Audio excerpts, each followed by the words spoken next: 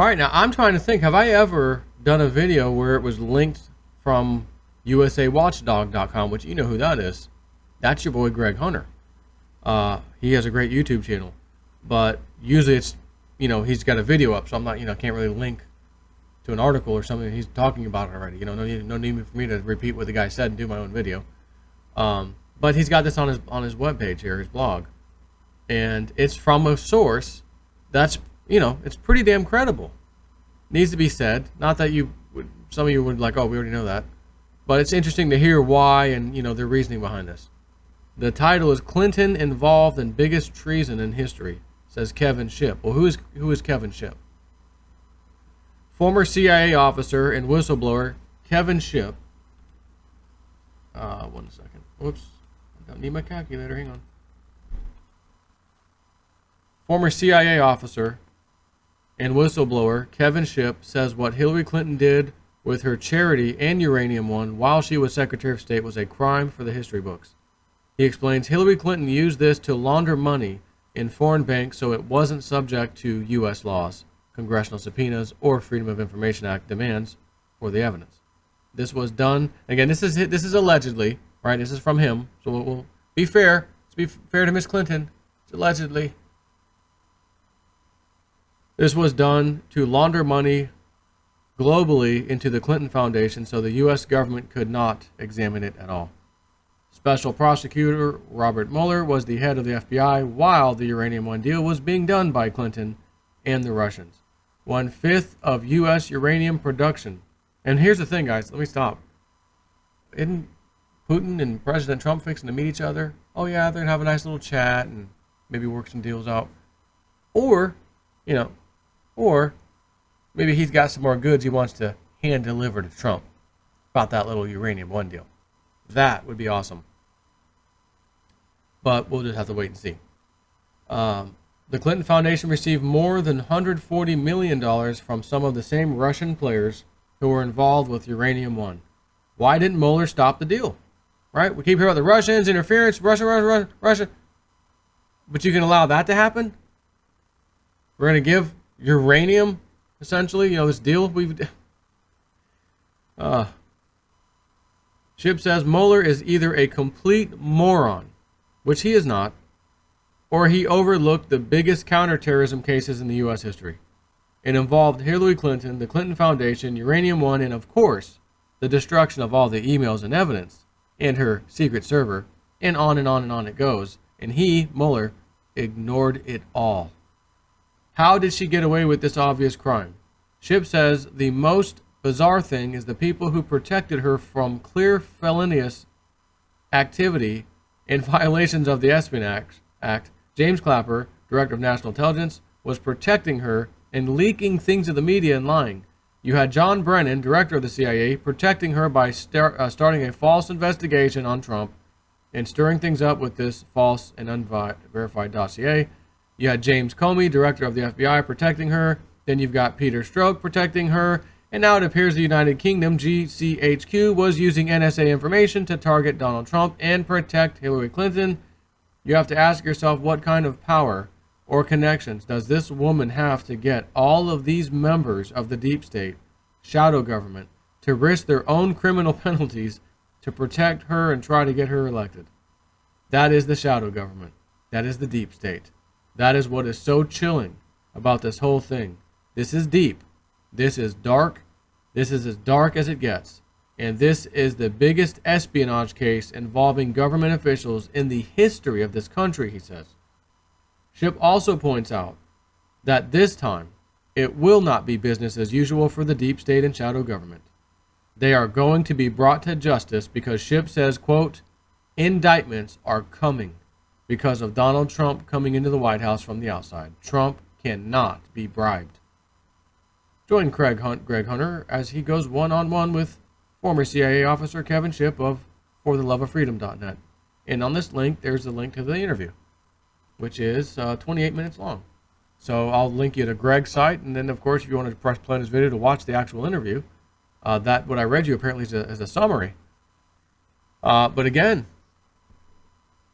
this stuff has to be exposed. In order for us to move on to bigger, brighter, better things in this world, This kind of crap has to stop.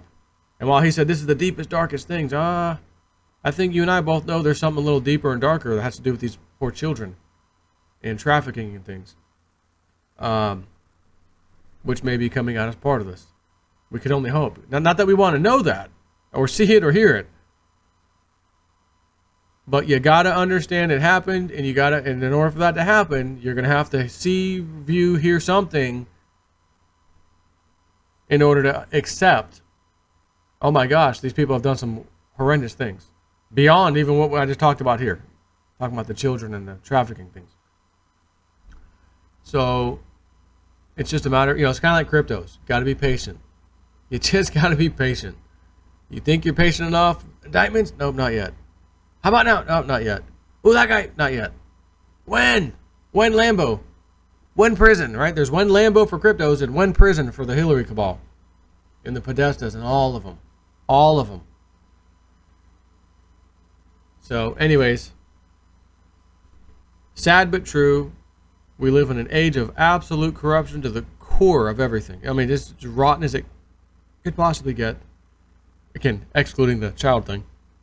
Should any of that come up. But, again, in order to move... It's funny because I always think back of the Mayan calendar. I've told you a few times. I'd see these, like, obscure documentaries that you couldn't just find on, like, anywhere. I'd find them, though.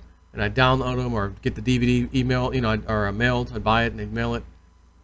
And they'd be over there talking to, indigenous peoples in certain regions, South America, where they, would theoretically still be considered Mayans, from the old school bloodlines. People still alive today that still have the stories and the history to talk about.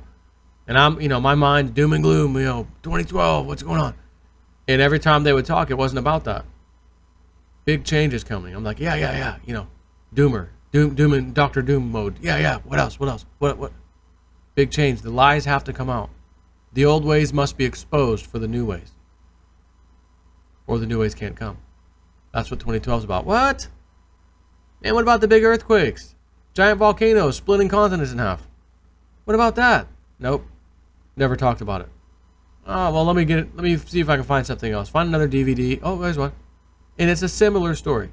And they did talk about in the past, yeah, there were some water flooding events and things, but every time they get into it, it's like, no, big change is coming. Old ways must be, my terms is flush down the toilet for the new ways to come, but that's not how they exactly worded it, but that's what it meant. And I'm waiting for what about, we're going to have a fiery earth event? No. Flooding? Earthquakes? What? Come on. Dr. Doom needs some love. Nope. Neither. Now, granted, we do have some earth changes, as you've seen. I just did a video earlier. Melted plastics, brake lights, and everything on the back of these two cars in Arizona, just like the WebBot had forecast. So, of course, well, what about the 4 days in July? 4 days, cryptos, yeah. Don't know. I'm thinking, did it actually happen? We had this little bit of a down dip here for 4 days straight. Was that like the Bon Voyage? That's the last time we'll see those kind of things? I mean, I'd sure love to think so. But we're going to have to, again, going to have to wait and see what happens. It hasn't changed my mind. I'm not concerned at all. Charlie Lee is moving forward. Litecoin Foundation moving forward. Buying a bank, 10%. They plan on buying 100% of the thing. They're moving forward. The ETF, again, come hopefully around August, up to August 16th, I think was the date. 45 days for the SEC, Security Exchange Commission, to either rule yes in favor of the ETF, go for it, or no, we need more time, or simply no, we're not doing it, we're not going to allow it, or hold on, we need more time, which could put us out a few more months. To me, again, that is, if that goes through, and that guy from Palm Beach group newsletter, he's like absolutely certain it's going to happen, and I wouldn't argue against it. The CBOE is putting the CBO, they're the ones pushing it forward. They already have the infrastructure. They have everything that the SEC had a problem with. They've got it all. So it's like, come on. But again, it's going to take a little time. It's going to take a little time to look around me. In Snip's life, in cryptos, there's been heartache and pain. Most of my subs don't know if they can take another dip again. The market's down so far. Listen, don't sweat it. I'm not sweating it. I'm waiting patiently. Take care.